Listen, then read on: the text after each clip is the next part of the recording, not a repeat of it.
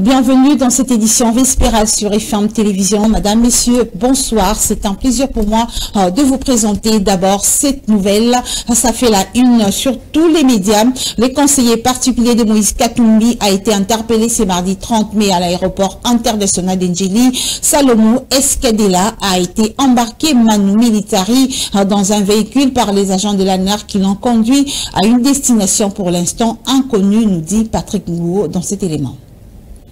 Ces images ont fait le tour des réseaux sociaux et font la une de tous les médias en RDC. Celui qui est brutalement embarqué dans ce véhicule, c'est le conseiller particulier de Moïse Katumbi qui s'apprêtait pour un voyage. Cependant, peu d'informations sont disponibles au sujet de vrais mobiles de son arrestation. Un avocat proche du pouvoir indique à FM Télévision que Salomon Escadela aurait usurpé la nationalité congolaise en se faisant enrôler pour voter aux prochaines élections, une infraction en droit congolais. D'autres versions, non encore confirmées, parlent de détention illicite d'armes à feu. Dans une fraction de seconde, une pluie de réactions s'abat dans le paysage du parti d'Ensemble pour la République ou l'opposition au sens large. C'est notamment le cas de son président Moïse Katumbi qui, évoquant un enlèvement crapuleux, parle d'une arrestation arbitraire et illégale de son conseiller, car n'ayant aucune idée sur les raisons de son interpellation ni la destination par laquelle il a été conduit en soutenant la thèse de la fin de l'état de droit en RDC. Cette interpellation a été condamnée aussi par Martin Fayoulou, Claudel Loubaya ou encore la cage de Georges Kapiamba. Au Maniema, c'est le membre d'Ensemble pour la République qui se déchaîne à Kindu. Ayant appris avec indignation de notre leader, de notre fils, de notre grand frère, traîné l'excellence Salomon Idi Kalonda.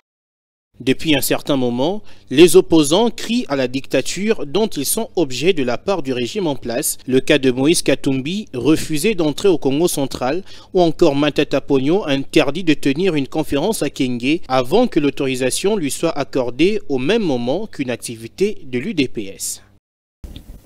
Et des critiques négatives surabondent sur le projet de loi portant répartition des sièges actuellement sous examen à l'Assemblée nationale. Les notables du Kasaï, par exemple, digèrent très mal le fait d'avoir retiré quelques sièges à la province. Claude Paulin Kawai, notable du Kasaï, invite la Commission électorale nationale indépendante à revoir les calculs pour corriger ce qu'il appelle erreur matérielle. Il est au micro d'Alexandre Paulin Kamania et Torres Satibou.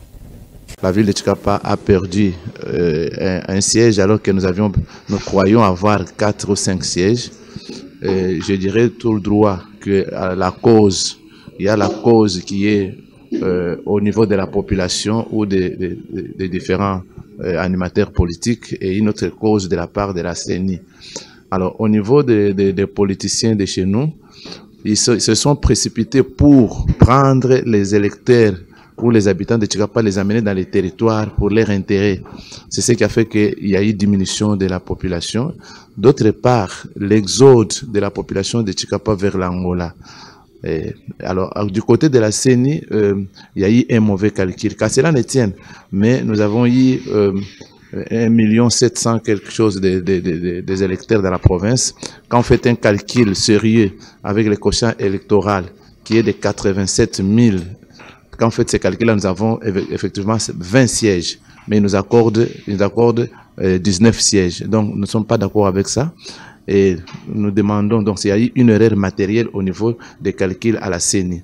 C'est ainsi que, à ma qualité de notable de la province du Kasaï, à ma qualité d'un aspirant politicien, je demande à tous les députés nationaux, aux sénateurs de la province du Kasaï, de s'impliquer avec toute énergie, de sorte que les calculs soient refaits au niveau de l'Assemblée nationale, afin que nous puissions récupérer notre siège, le 20e siège qui sera attribué dans la ville de Tchikapa pour que nous ayons nos 3 sièges. Et Claude Paulin Kawai invite par ailleurs les élus du peuple du Kasaï à s'impliquer pour amender cette disposition qui réduit le nombre de sièges pour la circonscription électorale des Tchikapa. Suivez ces propos au micro de Alexandre Paulin Kamania. Je demande aux députés et ressortissants de notre province pour qu'ils puissent bien veiller, parce que la loi est envoyée maintenant à l'Assemblée nationale. C'est l'Assemblée qui doit revoir tous ces calculs-là. Et pour que cela soit fait, il fallait que nos députés élus de Tshikapa, élus du territoire, élus de toute la province, qu'ils s'impliquent comme un seul homme pour que nous puissions récupérer notre siège. Parce que ce n'est pas possible, ce n'est pas normal que nous puissions avoir des sièges dans la ville de Tshikapa. C'est le coefficient électoral. Vous prenez les 43 millions des électeurs, prenez 500 sièges, vous divisez par 43 millions, vous allez trouver 87 000 électeurs. Et vous prenez maintenant 1 700 000 les électeurs de la province du Kasaï, vous les divisez par 87, vous avez le nombre de sièges. Autre chose à présent, faut-il craindre une attaque des rebelles du M23 RDF sur la ville de Goma? En tout cas, c'est ce que laisse croire l'armée qui confirme un redéploiement des troupes rwandaises pour reconquérir leurs anciennes positions. Selon le porte-parole des forces armées de la République démocratique du Congo au Nord Kivu, l'armée dénonce le comportement vent-en-guerre du M23 RDF. Je vous prie de suivre à ce sujet le général-major Sylvain Ekenge. Les forces armées de la République démocratique du Congo dénoncent avec véhémence le comportement va-t-en-guerre affiché au Nord Kivu par l'armée rwandaise et ses supplétifs du M23. Pendant que tous les observateurs épris de paix s'attendent au respect strict des accords et engagements de Nairobi et de Luanda par les terroristes RDF M23, comme le font les FARDC, l'on assiste à des mouvements des troupes RDF M23 ainsi que de leurs recrues qui viennent de terminer la formation au Rwanda et à Tchanzu pour réoccuper leurs anciennes positions à Kibumba et à Rugari où ils ont installé leur quartier général avancé, et ce, dans le secteur sous contrôle de la force de l'EAC. L'objectif de ce redéploiement est d'attaquer la ville de Goma et d'accentuer de ce fait la crise humanitaire et l'insécurité. Les forces armées de la République démocratique du Congo prennent à témoin la communauté nationale et internationale, la MONUSCO, différents mécanismes de vérification et la force régionale de l'EAC afin que ce mouvement terroriste respecte les accords et engagements de Nairobi et de Luanda.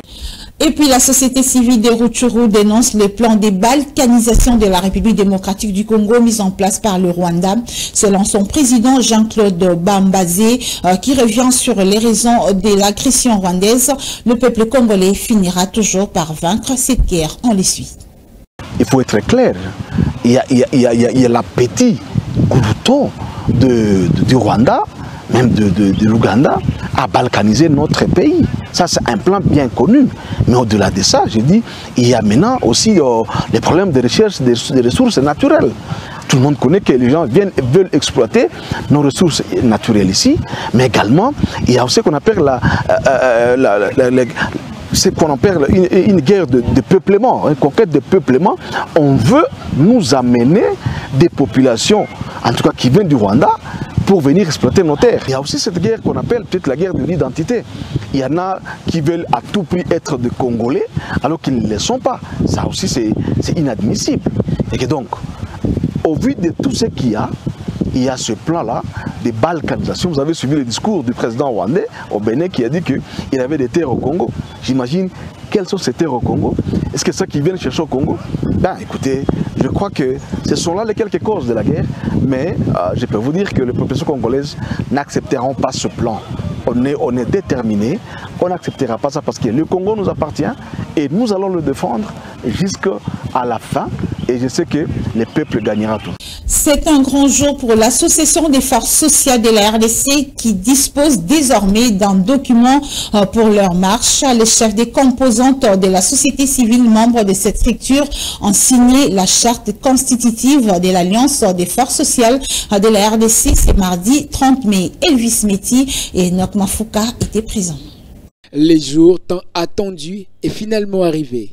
Cette cérémonie des signatures de la charte a réuni un plus grand nombre des membres de l'association de forces sociales de la RDC. Comme jamais auparavant, une illustration de l'importance que tout le parti accorde à ce document aussi crucial. Parmi les personnes dont la présence illuminée comme l'étoile dans le ciel, c'est celle d'Elvis Mouzeme, de la composante société civile des actions pour le réveil de la nation, mais aussi celle de Mireille Safalani pour l'ONGD et Asbel avant tous les Congos qui ont signé cette charte. Tout d'abord, je dois vous dire que nous sommes venus ici pour l'intérêt de la population congolaise et pour l'intérêt de cette nation qui a tant souffert, qui la société civile tient à ce que le désidérata de la population soit apporté à qui de droit. Mes impressions sont les meilleures. Par ailleurs, il faut noter que l'objectif de cette plateforme est de permettre à ses membres de participer sur la base d'un programme commun à la reconquête démocratique du pouvoir du peuple au prochain scrutin, mais pour lequel les membres des forces sociales apporteront leur soutien sans faille à la population. L'Alliance des forces sociales se veut désormais être la voie par laquelle le peuple souverain, à travers ses dignes fils, pétri des valeurs et engagé à demeurer redevable au seul souverain primaire, doivent accéder aux commandes des institutions nationales afin d'y insuffler une nouvelle façon de gérer. Signalons par ailleurs que chaque membre signataire de cette charte garde son identité et son autonomie tout en restant soumis à la discipline de la plateforme et respectueux de ses devoirs en tant que membre dans le respect de la charte du AFS. Et quitter l'évolutionnisme pour l'humanisme, voilà le maître mot de la liste scientifique Jean-Raoul Lumpungu a dévoilé lors de la conférence de presse qu'il a animée ce mardi 30 mai à Kinshasa, en marge de la journée mondiale de l'humanisme qui sera célébrée le 21 juin prochain. On en parle avec Alain Goma et Torres Satibou. Une préoccupation lui tient à cœur, réécrire l'histoire de l'humanité. Au cours de cet échange avec la presse, Jean-Raoul Lumpungu a braqué le projecteur sur le dépillage majeur qui a secoué l'Afrique, la traite des Noirs et le colonialisme. Cet analyste scientifique a aussi remis en cause la théorie de Darwin qui fait croire que l'homme noir découle de l'évolution du singe, une histoire qu'il faut jeter dans la poubelle. L'humanisme s'inscrit dans une lutte. Ça a été une réaction pour contester le courant de ceux qui soutenaient que nous sommes des singes. Et ça fait des siècles que cette lutte persiste. Ce courant de pensée, malheureusement, n'est pas sérieusement introduit chez nous en Afrique, notamment dans le domaine de l'éducation, qui est le champ de la lutte entre l'évolutionnisme et l'humanisme, c'est l'éducation. Et la manière dont nos sciences sont enseignées sur la base de l'évolutionnisme, voilà pourquoi les humanistes ont eu à soutenir que science sans conscience n'est que ruine de l'âme.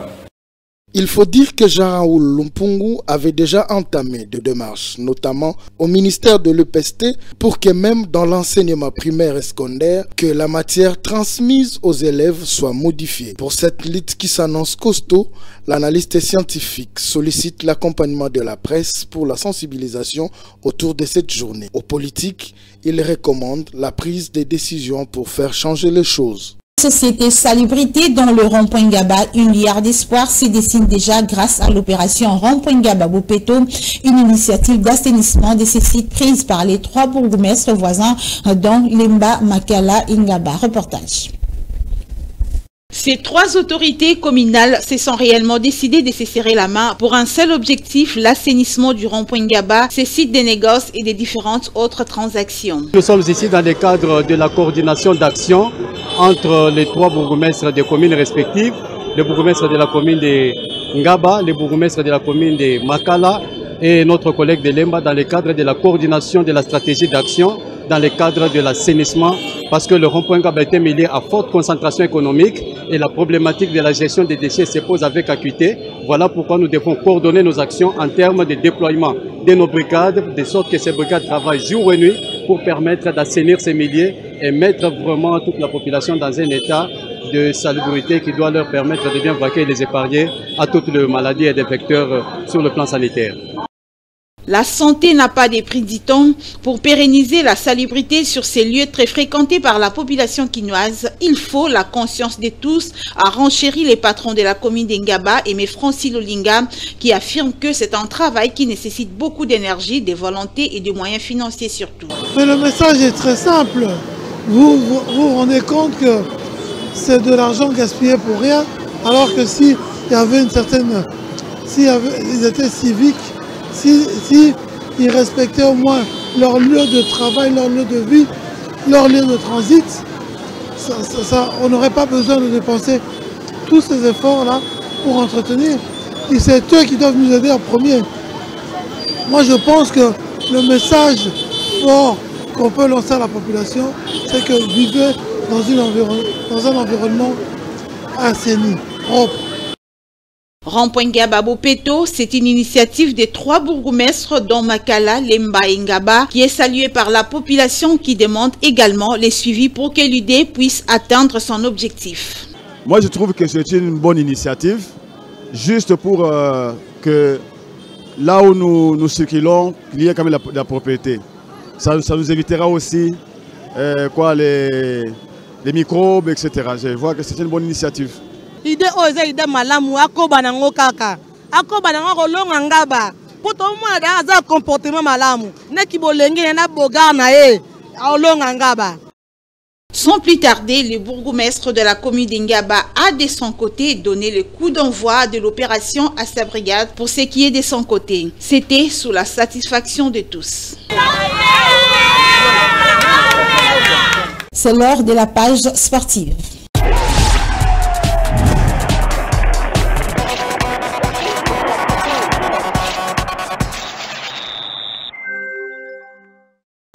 Sport à présent, le technicien français Sébastien Desabre va compter parmi les 27 léopards de la RDC pour affronter les Gabon en match de la 5e journée des éliminatoires de la CAN 2023.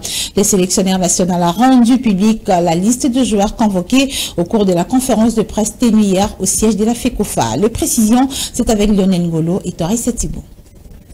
Donc nous avons trois gardiens. Donc nous appellerons Lionel Mpassi de Rodez, Siadi du TP Mazembe et Estras Kabamba de Bravo de Maki en Angola, qui est le gardien des U23. C'est une liste de 27 joueurs convoqués par les sélectionneurs managers de la RDC, Sébastien Desabre, au cours d'une conférence de presse ce lundi 20 mai au siège de la Fédé.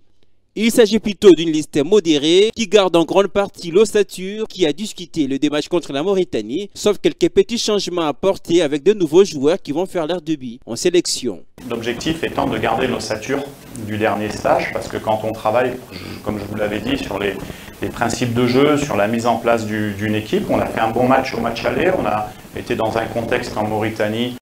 Dans le programme de la RDC, on a un stage à Douala au Cameroun face à l'Ouganda qui entre dans le cadre des préparatifs du match contre les Gabon à Nossé, Sébastien Desabre. On aura un stage à partir du 10 juin au Cameroun à Douala avec un match amical qui est prévu le 14 juin sur le stade de Japoma contre l'Ouganda. L'Ouganda sera également au Cameroun puisqu'elle prépare son match contre l'Algérie qu'elle jouera dans ce pays. Et puis après, on partira jouer le Gabon. Pour clôturer en beauté cette conférence, les sélectionneurs managers de la RDC s'est livré au jet des questions et réponses de la presse afin d'éclairer la lanterne. Et juste après cette conférence de presse, les journalistes sportifs ont donné leur impression sur la liste de Sébastien Desabre. Ces observateurs sportifs saluent cette convocation et parlent d'une liste équilibrée pour affronter les Gabon le 18 juin prochain à Franceville. Ils sont au micro de Lionel Ngolo et Torres Setibou. C'est une liste acceptable, hein. C'est pratiquement le même joueur qui était convoqué lors de précédentes rencontres, notamment contre la Mauritanie. On constate qu'il y a 5 nouveaux joueurs qui font leur entrée dans ce groupe, parmi ces joueurs, on peut noter le retour de Jonathan Bolingui. Il y a aussi ces deux nouveaux défenseurs centraux qui sont venus certainement pour apporter un plus, parce qu'on avait senti lors des précédentes rencontres qu'il n'y avait pas vraiment d'harmonie entre Bopé et Chancel Mbemba. Peut-être Bopé pourrait être remplacé par ces deux nouveaux venus. Je peux même avancer le score. On va battre les Gabon par 2-1. Il y a d'autres joueurs qui sont bons, tels que Fiston Maël, et je pense que c'est une occasion aussi de bien se défendre. C'est du robe écouter, comme Cédric n'est pas là, on doit quand même compter sur les autres joueurs. Nous avons tant de joueurs talentueux, mais je regrette beaucoup l'absence de Silas Katompa, qui devait être là. Oui, on peut dire comme ça, la liste est un peu rassurante par rapport à ce que nous avons vu par rapport à l'entraîneur vient de dire en conférence de presse. Il a établi quand même la liste des 27 joueurs sélectionnés et il a donné aussi des raisons des absents, à l'occurrence de Silas Kamtoka qui ne serait pas là, et aussi il y a Niskens Kebano qui est blessé, il y a Kiasumboa qui est blessé, il y a Bakambu qui a un carton rouge. Donc avec cette sélection, on passe à aller chercher cette victoire face au Gabon, parce que les Gabon en France-Ville, ça fait quand même plus de 10 ans qu'il ne perd pas là-bas. Donc ça sera un match difficile et l'entraîneur a des précautions par rapport à ce qu'il vient de dire. Il a des précautions à prendre par rapport à cette rencontre. Et en bref, avant de nous séparer, l'international Chancel Mbemba de l'Olympique de Marseille a remporté ce mardi 30 mai le prix Marc-Viviane Foé décerné par la France 24 et RFI du meilleur joueur africain de Ligue 1 de la saison et devient le tout premier défenseur à recevoir ces prix. Et voilà, mesdames et messieurs, c'est par cette note sportive que nous bouclons cette édition du journal sur FM Télévision. Merci de nous avoir suivis. On se retrouve prochainement, Inch'Allah.